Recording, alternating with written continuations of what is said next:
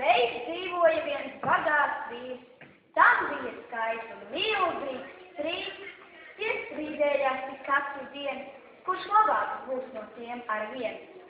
Šo strīdu izbeigt gribējās, lai miers starp skaitļiem iestājās. Pats Fibonacci iekliedās. Šim skaitļu strīdam ir jābeidz. 1 + 1 ir 2. 2 + 1 ir 3. 3 + 2 ir 5. 5 + 3 ir 8. 8 + 5 ir 3. 13 + 8 ir 21.